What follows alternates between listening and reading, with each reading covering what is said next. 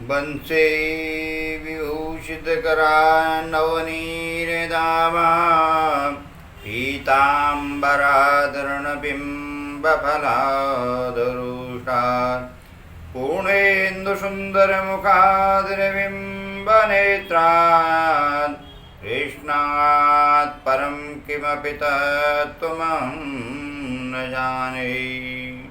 श्री राधा कृष्णाभ्याय नमः। परम गुरु चरणकमलेभ्यो नमः। गणपति देवाय नमः। मैं आचार्य पंडित गोपाल दत्त उप्रेती आप सभी का स्वागत करता हूं अपने YouTube चैनल में। आप सभी मित्रों का बहुत बहुत आभार, धन्यवाद। आप लोगों का प्रेम मुझे मिलता जा रहा है और इसी प्रकार आप मेरे चैनल को लाइक और सब्सक्राइब करते रहें, तो जिससे हमारा भी हौसला बढ़ता रहे कि आपको हम कोई भी चीज़ अवगत करा रहे हैं तो आपका मन भी जानने की इच्छा से उत्सुक है। तो और हमारे भी इच्छा रहेगी कि आपको अच्छी अच्छी चीज़ें बताते रहें।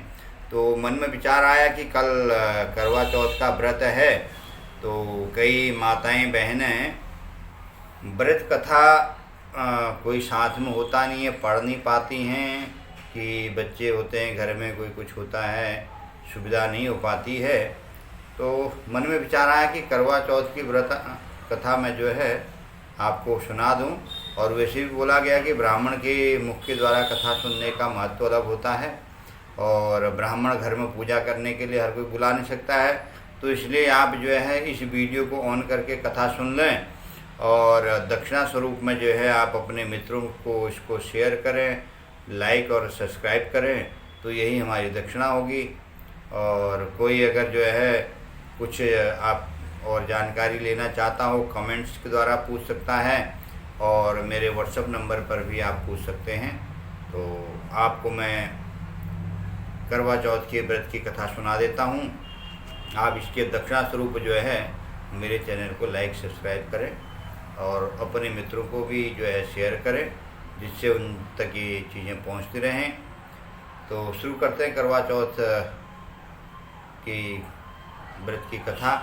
और हाँ, मैंने आपको समय का अवगत कराया है कि मतलब किस समय में यह व्रत कथा करनी है आपको, क्योंकि समय का बड़ा स्थिति ऐसी हो रही है। राहु काल शाम को 4:30 से और 6 बजे तक का राहु काल आ रहा है, तो उससे पहले अशुभ का चौघड़िया है, तो आप पूजा करने का ज़रा विघ्न आ रहा है। तो जो शुभ का दिन में जो शुभ का चौघड़िया आ रहा है 1:29 से लेकर के 3:04 तक दिन का एक शुभ का चौघड़िया है। इस समय में आप व्रत कथा पूजन कर सकते हैं।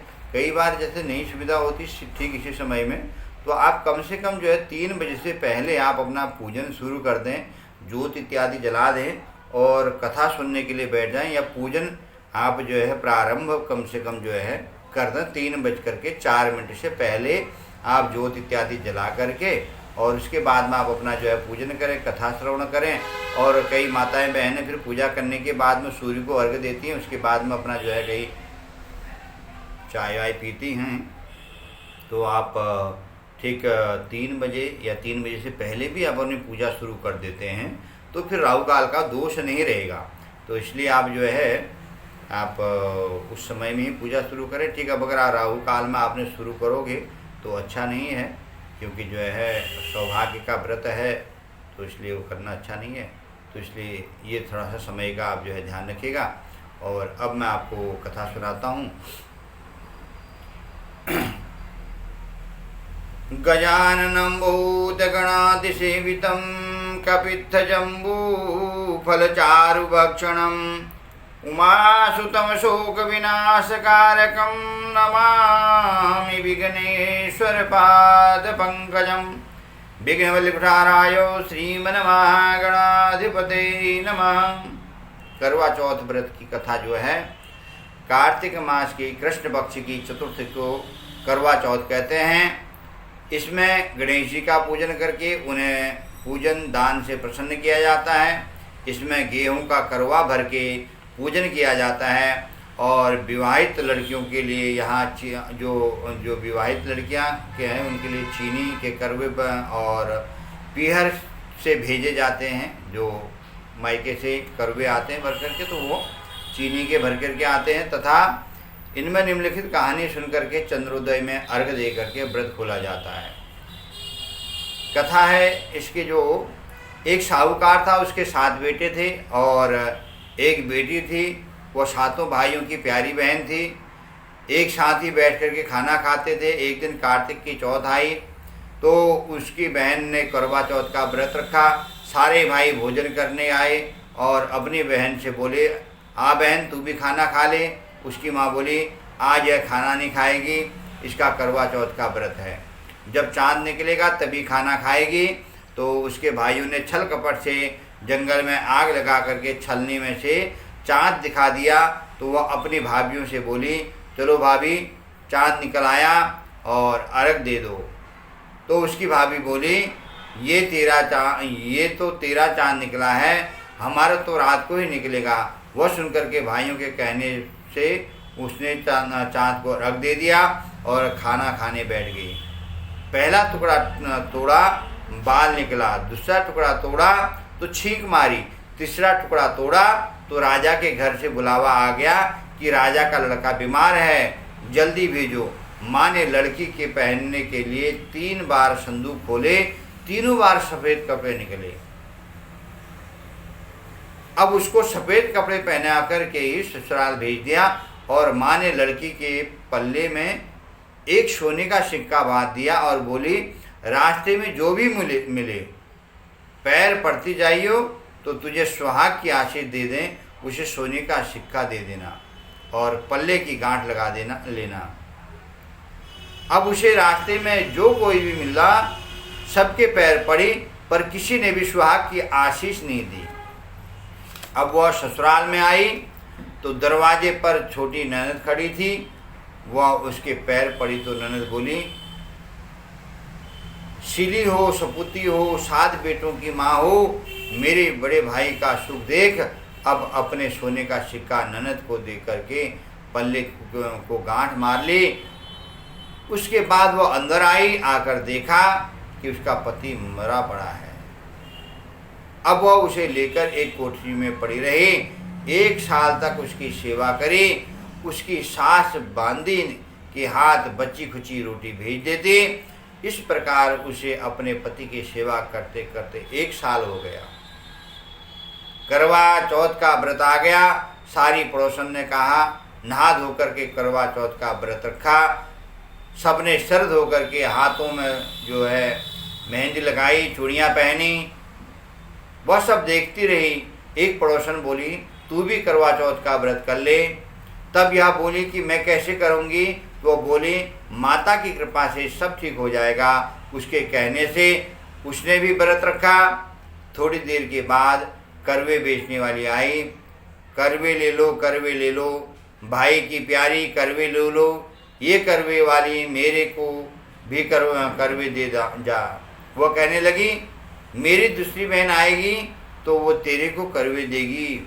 दूसरी आई, करवे ले लो री, करवे ले लो, भाइयों की प्यारी करवे ले लो, करवे वाली मेरे को भी करवे दे जा। तो वह बोली, मेरी तीसरी बहन आएगी, वो तेरे को करवे देगी। इस प्रकार 5 बहन आकर चली गई, पर किसी ने भी करवे नहीं दिए। फिर छठी बहन आई और बोली, मेरी 7वीं बहन आएगी तब तुझे करवे देगी। बस तू सारे रास्ते के कांटे बिखेर करके रख देना। जब वह खूब चिल्लाती हुई आएगी तो उसके पैर में कांटा चुभ जाएगा। तब तू सुई लेकर के बैठ जाना और उसका पैर पकड़ के छोड़ना मत और उसके पैर का कांटा निकाल देना। तो वह तेरे को आशीर्वाद देगी, भाई जियो, साईं जियो। जब वो तुझे आशीर्वाद देगी तो तुम उससे करवे मांग लेना। तब वह तुझे करवे दे करके जाएगी। फिर तू उजमन करना, जिससे तेरा पति अच्छा हो जाएगा। अब उसने वैसे ही किया। सारे रास्ते में कांटे बिछा दिए। जब वो करवे लेकर के खूब चिल्लाती हुई आई तो उसके पैर में कांटा चुभ गया।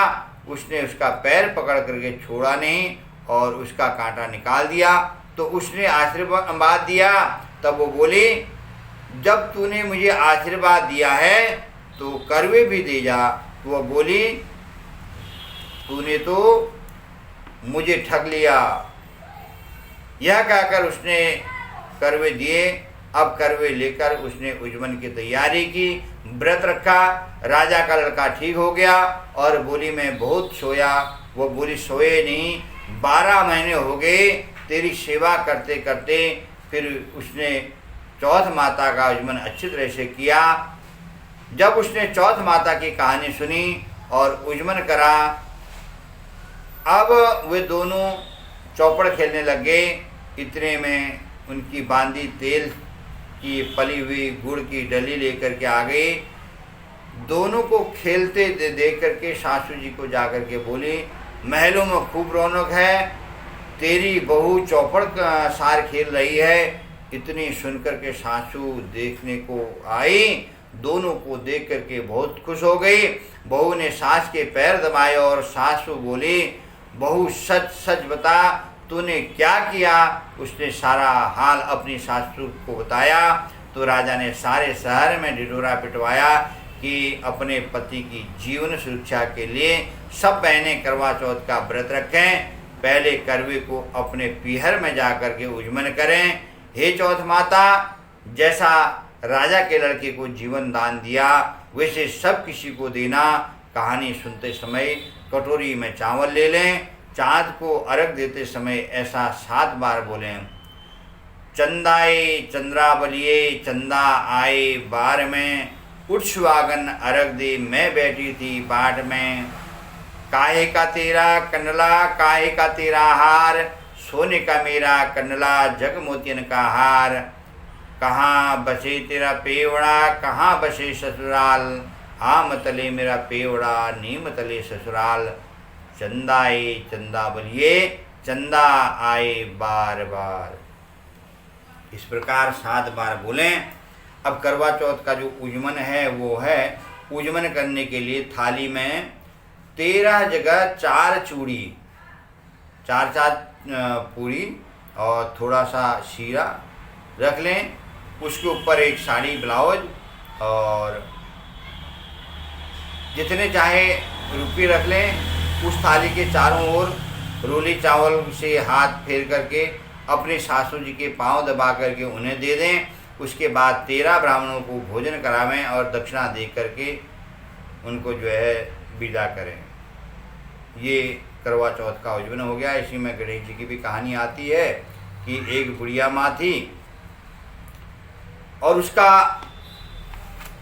एक बेटा और बहू थे। वो बहुत गरीब थी। बुढ़िया माई हर रोज़ गणेश जी की पूजा करती थी।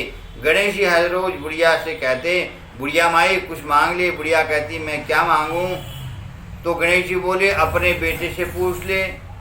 तो बेटा बोला, माँ धन मांग ले। बहू से पूछने लगी तो बहू बोली, सासू जी पोता मांग लेना। बुढ़िया ने सोचा कि दोनों अपने मतलब के मांग रहे हैं, सो पड़ोसन से जाकर के पूछूं। सो पड़ोसन ने जाकर के बोली कि गणेश जी से मेरे को बोल कुछ मांग ले। तो पड़ोसन बोली, पगली क्यों तो धन मांगे, क्यों पोता मांगे, थोड़े दिन की जिंदगी, अपनी सुंदर काया मांग ले। घर जाकर बुढ़िया सोचने लगी कि बेटा बहू भी राजी हो और उनकी भी माननी चाहिए। दूसरे दिन गणेश जी आए और बोले, बुढ़िया माई कुछ मांग ले। बुढ़िया ने कहा, मुझे सुंदर काया दी, सोने के कटोरे में पोते को दूध पीता देखूं, अमर सुहाग दी, निरोगी काया दी, भाई दी, भतीजे दी, सारा परिवार दी, सुख दे, मोक्ष दे। गणेश जी ने कहा, बुढ़िया माई तूने तो मुझे ठग लिया, सब कुछ मांग लिया, अब जैसा बोला वैसा ही हो जाएगा। और गणेश जी अंतर ध्यान हो गए। अब बुढ़िया माई के यहाँ सब कुछ वैसा ही हो गया। तब गणेश जी महाराज जी जैसा बुढ़िया माई को दे वैसे ही सबको दें। बोलो गणेश जी महाराज की जय। दूसरी कहानी आती है कि गणेश जी महाराज एक बार जो है एक ही चुटकी चावल चम्मच में लेकर के घूम रहे थे और थोड़ा सा दूध लेकर के कि कोई मेरी खीर बना दो। अब थोड़ा सा सामान देख करके जो है सब कोई मना कर देता। तो एक बुढ़िया बोली, ला बेटा मैं तेरी खीर बना दूं, और वह कटोरी ले आई। तो गणेश जी बोले कि बुढ़िया माई कटोरी क्यों लाई, बड़ा बर्तन लेके आ, बड़ा टब लेकर के आ। तब बुढ़िया माई टब लेकर के आई, वह दूध से भर गया। गणेश जी महाराज जी बोले मैं बाहर जाता हूँ, अब तू खीर बना करके रखना। खीर बना करके तैयार हो गई। अब बुढ़िया माई ने की बहू ने मुंह में पानी आने लगा और वो दरवाजे के पीछे बैठ करके खीर खाने लगी। तो खीर का एक छींटा जमीन पर गिर गया, जिससे गणेश जी का भोग लग गया। थोड़ी देर के बाद बुढ़िया जी जो है गणेश जी को बुलाने के लिए गई। गणेश जी बोले बुढ़िया माई मेरा तो भोग लग गया, जब तेरी बहू ने दरवाजे के पीछे बैठ करके खीर खाई तो एक छींटा जमीन में गिर गया सारी, तो मेरे को उससे भूख लग गया। बुढ़िया बोली बेटा अब क्या करूं। गणेश जी बोले सारी खीर अच्छे से खा पी करके सबको बांट देना, और जो बचे सो थाली में डाल करके छीके के ऊपर रख देना। शाम को गणेश जी महाराज आए और बुढ़िया से बोले कि बुढ़िया माई मेरी खीर दे दो।